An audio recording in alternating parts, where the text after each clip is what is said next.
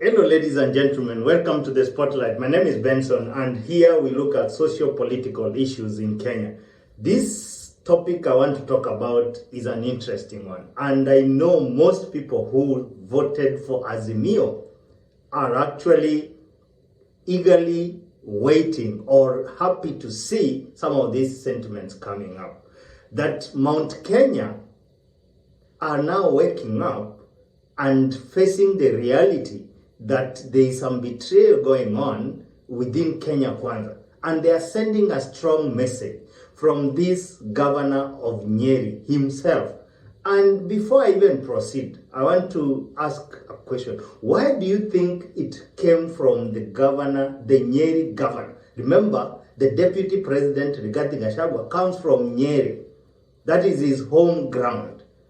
Why did it have to come from the Nyeri governor and not any other governor from Mount Kenya? Bas, kuna jambo nyingine ambalo ningetaka niseme, jambo ambalo linahusu siasa za kitaifa. Jana tuliweza kuangalia kwa undani kabisa, tukaona mambo yaliyokuwa katika bunge wakati kulikuwa na uchaguzi wa bunge ambao wangetakana kwenda East African Legislative Assembly. Na tuliona mambo na tungetaka tuseme sasa kwamba hii safari tutaandamana tukiwa pamoja, au tunaweza pia kusema kama hatutakikani twende pamoja. Sisi hatujaolewa na mtu yeyote ambaye akafikiria ati kuna wakati anaweza kuamua siku moja atatupeleka hivi, kesho atatufanya hivi.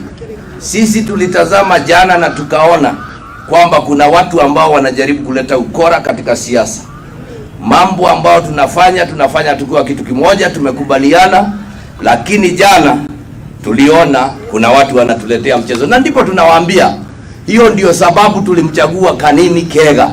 Sisi watu wa UPA, na tutaendelea kuwachagua watoto wetu kama tunaletewa mchezo kama huo. Tungetaka tuseme bado ni mapema katika hii harusi, lakini dalili ya mvua ni mawingu. Tukae macho, na tunasema tukiwa hapa Nyeri, nchi ya Maumau, idhuwe totihaka kwa machuru. Asante sana, Mungu awabariki. The guy says categorically, it's like a message he's been told, say this one. And Rigathi Gachagua has been seen to be trying to test the waters and to see his strength, probably to check what might happen in 2027. But I want to say this, for the record, from this platform, that Mount Kenya should blame themselves the most. Number one, Mount Kenya know very well, or they knew very well, Uhuru Kenyatta was telling them the truth, but they never wanted to listen. They wanted this man called William Ruto. And now they are starting to pay the price. The first price they are paying is probably the replacement of the critical roles in the government. Remember, these governments have been between Kalenjins and Kikuyus. Kalenjin, Kikuyus. I did a video about how tribal issues are going to affect this country. Now, the moment a Kikuyu president comes in, is so quick or smart. In a smart way, they try to replace the other tribe silently. So as we speak currently, William Ruto is actually on the process of replacing Kikuyus on critical roles in his government. Parastatals, when a Kikuyu, his term comes to an end, he replaces with a Kalenjin in a smart way.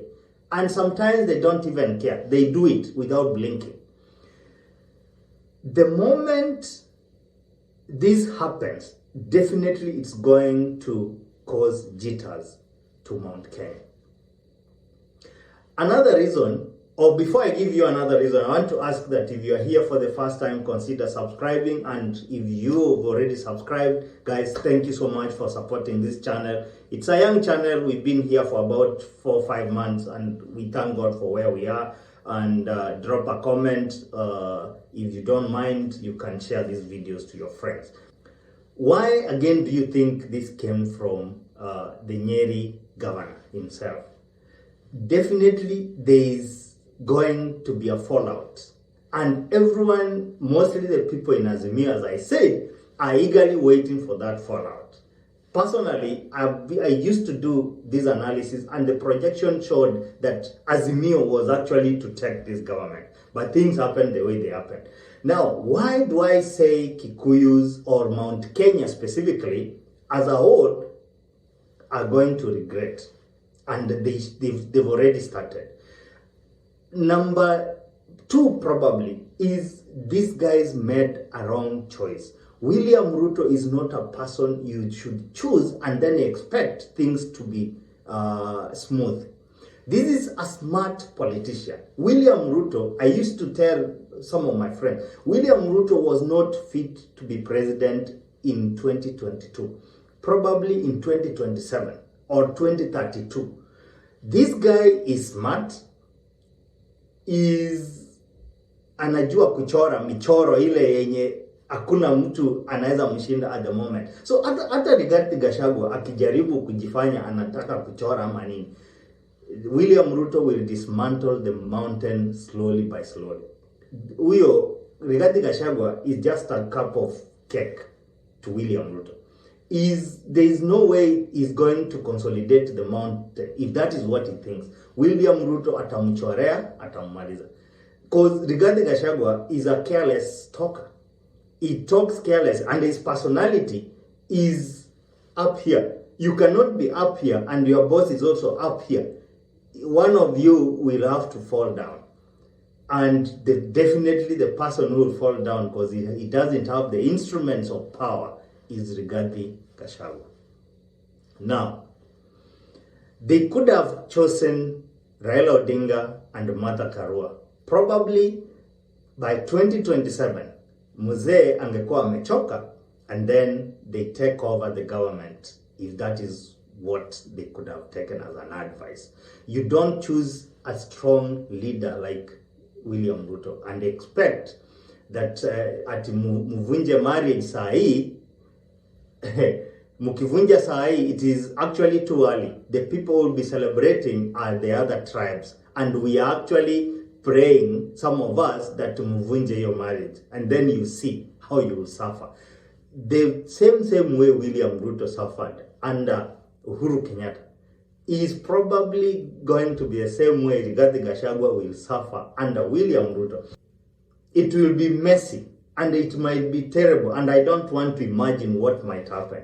It will bring unnecessary tension to the regions like where the other Mount Kenya people have settled. So for the sake of Kenya, some people are praying that these two tribes should remain together until 2027 and beyond. But let me tell you, the politics of Kenya is not going to allow that to happen. So long as Raila Odinga is out there, Kalonzo Musyoka is out there, they are going to have some forces, and definitely this Iala nomination is not the only thing that is going to bring a fallout. There are many more. Tell me what you think, but according to me, Mount Kenya made a wrong choice on voting William Ruto, and they never listened to one of their own, Uhuru Kenyatta, and they were punishing Raila Odinga and Uhuru Kenyatta. Now they are facing the music, and they've just started. It's not even reached stanza 1. It has not. By the time it gets to the chorus, by the time it gets to they shall have seen fire without smoke. It's not a threat, it's just an analysis, guys. See you in the next video. My name is Benson. God bless you. Kwaheri.